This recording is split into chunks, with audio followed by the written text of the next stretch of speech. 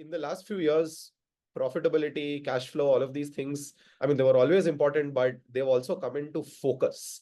Yeah. Right? There was a period in between where businesses were only being measured from the perspective of growth. That period has ended, and it's a lot more important for all stakeholders, whether it's investors, founders, operators, to consider profitability, to consider cash flow, etc.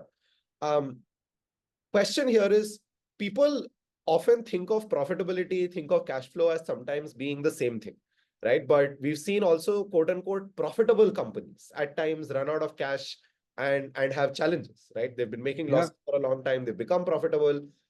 You think you've turned the corner, but apparently you've not, right? Hmm.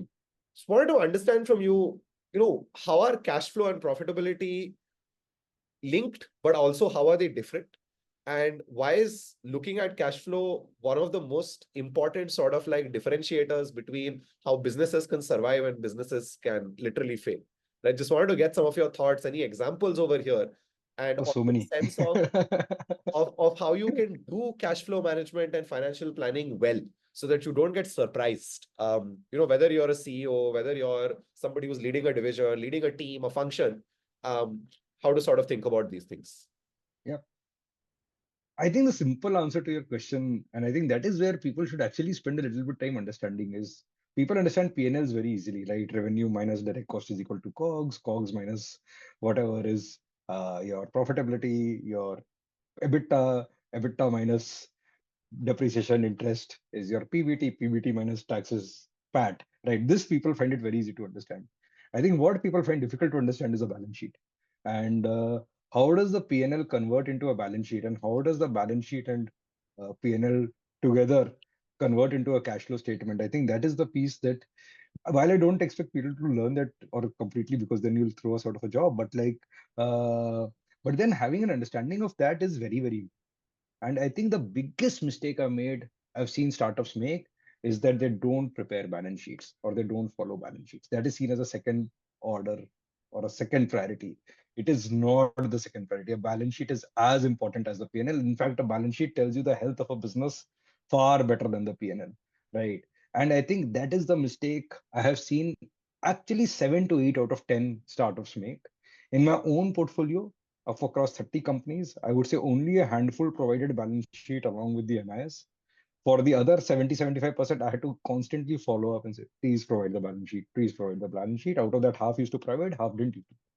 Right. So, and this is where like we as a fund were very, very focused on getting that. Right. So I think that is where people go wrong, because where people go wrong is working capital, to be very, very honest. See, you're growing your sales, you are, if you're, especially you'll see most of these issues are happening actually in B2B businesses, because in B2C businesses credit is not so important, right? But Okay. in B2B businesses it is, you're doing a lot of your transactions on credit basis, and that is where I think things go for a toss. And I can also give examples of B2C businesses, right? Like there was a very famous furniture company that was actually, and now you can guess which one it was, but that actually went under I think 4 5 years ago. And the reason was that it had a lot of unsold inventory on its balance sheet. Uh, there, while the P&L was not too bad, but what killed the business was unsold inventory on the balance sheet. Uh, I think most of like apparels companies, etc., run this risk, because in apparels, you make your margins are great, right? You buy a thing for 300 rupees, sell it for 2000 rupees. So you're making like massive margins, 70, 60, 70% margins you're making. So your P&L will always look good. But the challenge is you have bought inventory is worth 1 lakh rupees. You have sold inventory worth 30,000 rupees, maybe for 1 lakh. But then the balance 70,000 is there in the warehouse and is not getting monetized. And your cash is stuck there. And I think that is what the problem is. So are you focusing on your balance sheet and where is cash going? I think you hit the nail on the head. PAT is not equal to cash flow. Your PAT could be like minus 5,000, 10,000, but your cash flows could be minus 50,000, because your money is stuck in debtors, your money is stuck in inventory, your money is stuck somewhere else, right? And recovering money is always tougher than uh, like, and your payables, we are good people, right? Most of the ecosystem I've seen of startup founders are principally good people, right? So they are not the kind of people who want to default on their payables willingly, right? You have to meet your payroll, you have to pay your vendors, you have to pay your lenders and everything. So I think focus on understanding the balance sheet, figuring out where the cash is going. At the end of the month, you compute, okay, my starting cash was this, ending cash was this. If my starting cash was, let's say, 10 crore rupees, my ending cash at the month was 9 crore rupees, where does this 1 crore go?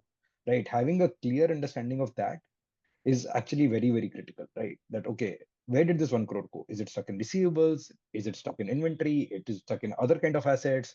Or is it actually like pure losses, right? I think having that realization is very, very important. I think nothing new over here. Uh, I think the other area where I've seen people go wrong is using debt carefully and having Mhm. large liabilities around debt repayments. Uh, I think what are you using debt for becomes very, very critical. Because if you're using debt for staying alive, then you're actually walking into a trap. And if equity raise in that situation gets delayed, then no, Pranjal, I'll not answer that question. So Yeah, you no, can do no, you can Anil. do a you can do a Google search, you'll figure it out. So sorry. But but but yeah, sorry, I digressed. But I think the other reason I was saying that people using debt to extend runway uh, could be a little bit of a tricky situation, because that is the other reason I've seen companies go down, is that they took debt not to fund, let's say, working capital, or like, which itself pays it out, right? You're using debt to fund or extend runway in a precarious equity situation, and in that situation, if an equity fund gets delayed, then you're actually like your debt repayments actually kill you. This I've seen quite a few cases happening. So I think these are the things you need to be careful about. Sometimes, especially on working capital, you have to take tough calls. You have to realize when, as soon as you realize that things are going above the limits that you have to specify, you have to slow down the business. There is no other way. I can give you some practical examples of how we have achieved this in a few companies, but uh, but then that is what is important, and that is how you maintain discipline to make sure that you remain afloat. Got it. And as you were mentioning, some of these habits, some systems, some processes that you can put in place um, to Yeah, ensure, right, that cash flow is good. Any examples that, good examples, positive examples from your side of how these sure, things have been done well, I think would be sure. fantastic. Sure. So I can quote one example where what we managed to do is we actually made the operations a client of the head office. So basically, what we said is that head office receives so much cash from the equity from its investors, etc. So this is the amount of Right. cash the head office has. And basis the business plan, we have allocated working capital to each of the business divisions. So let's say there are three business divisions. We actually allocated capital to that. And we allocated in the form of overdraft facilities. So basically, each business was given its own overdraft facility. And the overdraft facility was basically funded by the head office, right? Like all virtual. It's not like all virtual, but virtually, we set up, let's say, the business division A, business division B, business division C. We actually set up three overdraft facilities. These were three separate overdraft facilities. All these three separate overdraft facilities were actually against FDs made by the head office. Now, Okay. what is important is that now that is basically a credit limit has been given to the business division by the head office or by the central finance. And now that business, and this is as per the business plan, right? So this is the business plan that the head of the business or the head of the business division has actually submitted, that okay, I need to achieve so much target. For achieving so much target, this is the amount of money I need. Now, once that amount is funded, he or she has to run the business within that overdraft facility. So let's say if the facility is 5 crores, you have to make sure that you collect enough money to be able to make the payments. Now, if you falter over there, say for example, your collections are slower than your payables, then you actually hit the overdraft facility limit, which Right. means that you cannot make any more payments until you hasten your collections. And then there is a pressure on the business head, unless there is a real reason to do this. If there's a real reason to do this, the business head goes, has a discussion with the CFO or whoever is managing that piece, and says that, you know what, it's a genuine reason, I need 1 crore more, whatever. And then you're taking an informed call on whether you need to put that 1 crore extra in. It's not just going by default. So you have actually put caps on how much exposure can you take to a certain business division. And if that exposure limit is being breached, then there is an automatic cap to it. And you are then taking conscious calls. It's not that, oh, the collections become slower, so you had expected that at the end of the month, your cash burn will be 3 crores, but you ended with a 5 crore cash burn. Right. So those kind of Mhm. situations you're able to track. Also, then the business head, in spite of not being a finance person, the one thing that is very easy to read is a bank statement, right? So they clearly know that, okay, this much money came in, this much money went out. They have their own account in front of them. So it became very easy for them to also figure out, okay, why is my collection slow? That person was then able to take a P&L responsibility much more easily, because then you're actually looking at a bank statement. You're not just looking at Excel sheets. So that was something that was very, very effectively done. And it also made sure that in case you're breaching the working capital limits, you're slowing down the business rather than burning more and reducing the runway of the business. Because this is how runway, you start with thinking I've got a 2-year runway. In 6 months, you realize Mhm. that only you've got 6 months left. That is basically because you've spent more than what you should have spent.